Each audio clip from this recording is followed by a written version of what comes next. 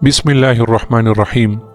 अबू अल-तुफ़ैल आमिर ने बयान किया है कि मुझसे हज़रत सलमान फ़ारसी रज़ियल्लाहु ताला अन्हु ने बयान किया कि मैं जी वालों में से था और मेरे कस्बा वाले चतकुब्र घोड़े की इबादत करते थे और मैं समझता था कि ये किसी हकीकत पर नहीं। मुझे बताया गया जिस दिन का तू तलबगार है वो मगरिब की सिमत में है, तो मैं निकल पड़ा हत्ता कि मैं मौसल की सरजमीन के करीब पहुँच गया।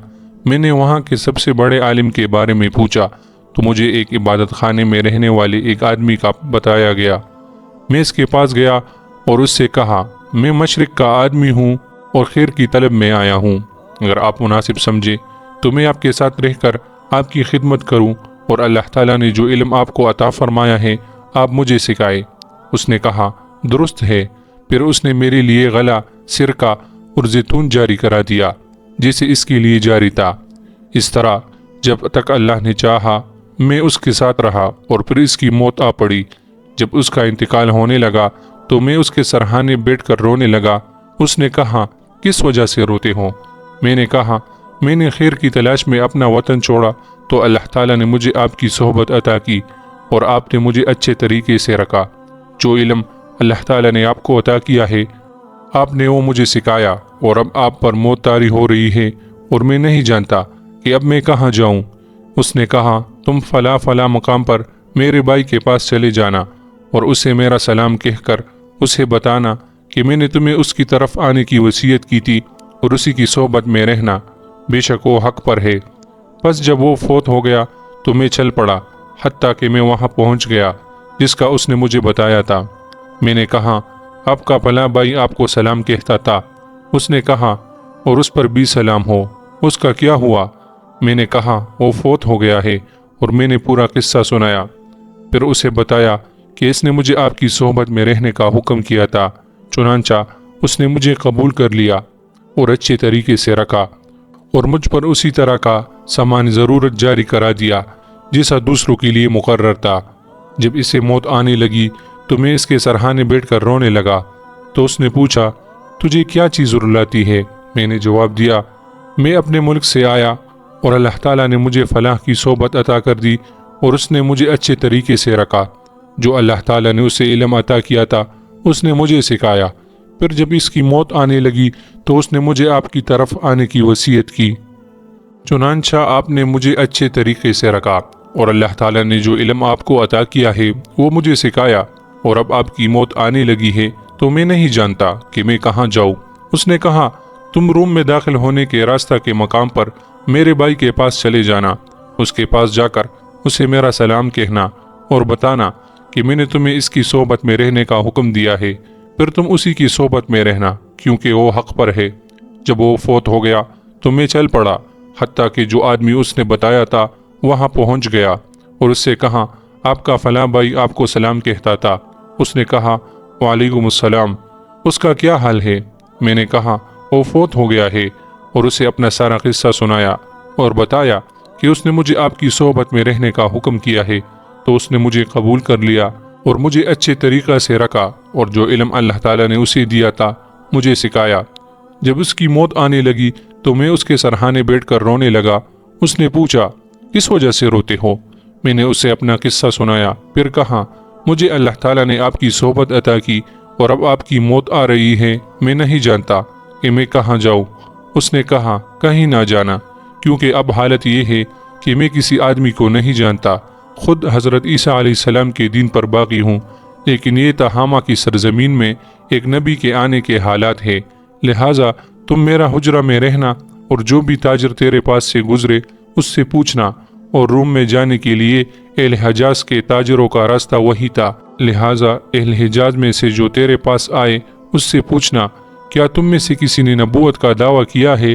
बस जब वो तुझे बताए कि इनमें वो शख्सियत आ चुकी है तो उसके पास चले जाना। वो वही है जिसकी हज़रत ईसा अलैहिस्सलाम ने खुशखबरी दी थी और इसकी निशानी ये है कि इसके दोनों कंधों के दरमियान मोहर नबूवत होगी और वो हदिया से खाएगा, सदका नहीं खाएगा। चुनांचा उसका इंतकाल हो गया और मैं उसी जगह पर रहा जो मेरे पास से गुजरता। मैं उससे पूछता कि तुम कौन से इलाके से आए हो। यहाँ तक कि मक्का वालों में से कुछ लोग मेरे पास से गुजरे तो मैंने उनसे पूछा कि कौन से मुल्क से आए हो। उन्होंने कहा, حجاز سے۔ میں نے پوچھا تم میں کوئی ایسا آدمی سامنے آیا ہے جو سمجھتا ہے کہ میں نبی ہوں؟ انہوں نے کہا ہاں۔ میں نے کہا کیا تمہیں یہ منظور ہے میں تم میں سے کسی کے اس شرط پر غلام بن جاؤں کہ وہ مجھے اپنے پیچھے سواری پر بٹھا لے اور مجھے بچے کچے ٹکڑے کھلاتا رہے اور اسی طرح مکہ پہنچا دے؟ جب وہ مجھے مکہ لے جائے تو اس کی مرضی ہے، چاہے تو مجھے بیچ دے اور چاہے تو اپنے پاس رکھے۔ ان میں سے ایک نے کہا میں تیار ہوں۔ میں اس کا غلام ہو گیا اور وہ مجھے اپنے ساتھ بٹھانے لگا اور ٹکڑے کھلانے لگا حتیٰ کہ مکہ آ گیا۔ جب میں مکہ آ گیا تو اس نے مجھے 2 حبشیوں کے ساتھ اپنے باغ میں ٹھہرا دیا۔ پھر میں ایک دفعہ نکلا اور مکہ میں گھوما تو میرے ملک والوں کی ایک خاتون ملی، تو میں نے اس سے پوچھا اور گفتگو کی۔ معلوم ہوا کہ اس کے غلام اور گھر والے سب مسلمان ہو چکے ہیں، اور میں نے اس سے نبی کریم صلی اللہ علیہ وآلہ وسلم کے بارے میں سوال کیا تو اس نے بتایا کہ جب مکہ کی چڑیا چہکتی ہے تو آپ اپنے اصحاب کے ساتھ حتیم میں بیٹھتے ہیں، حتیٰ کہ جب فجر روشن ہوتی ہے تو متفرق ہو جاتے ہیں۔ تو میں اس رات آتا جاتا رہا اس وجہ سے کہ میرے ساتھی کہیں مجھے غائب نہ سمجھے۔ انہوں نے پوچھا تمہیں کیا ہے؟ میں نے کہا میرے پیٹ میں تکلیف ہے۔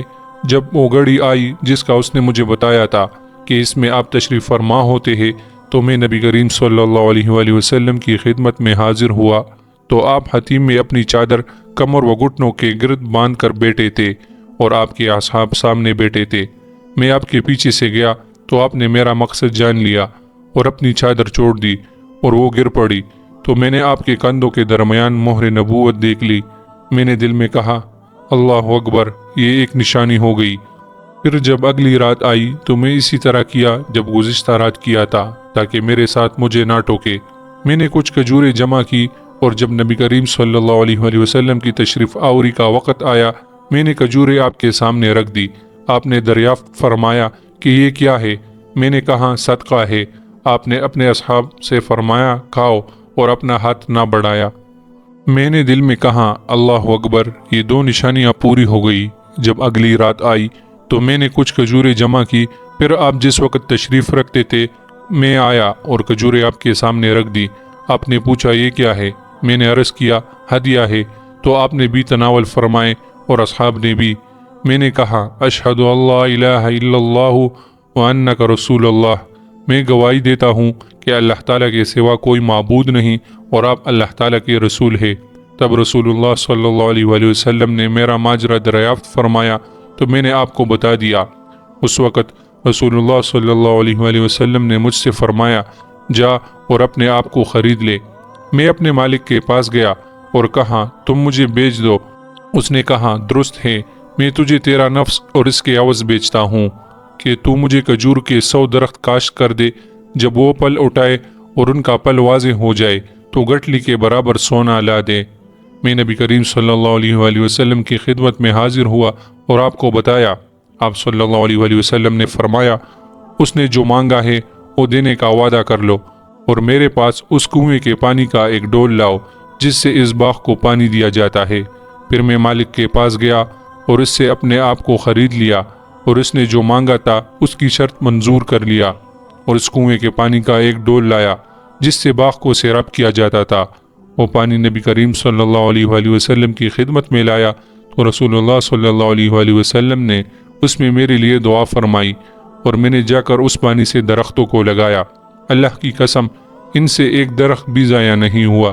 پھر جب کھجوروں کا پل واضح ہو گیا میں نبی کریم صلی اللہ علیہ وآلہ وسلم کی خدمت میں حاضر ہوا اور انہیں خبر دی کہ کھجوروں کا پل واضح ہو چکا ہے، تو رسول اللہ صلی اللہ علیہ وآلہ وسلم نے میرے لیے گٹلی کے مقدار سونا منگایا اور مجھے عطا فرمایا۔ میں اس سونے کو اپنے مالک کے پاس لے گیا اور اسے ترازو کے ایک پلہ میں رکھا، اور اس نے اپنی گٹلی دوسرے پلہ میں رکھی۔ اللہ کی قسم وہ پلہ زمین سے نہ اٹھا۔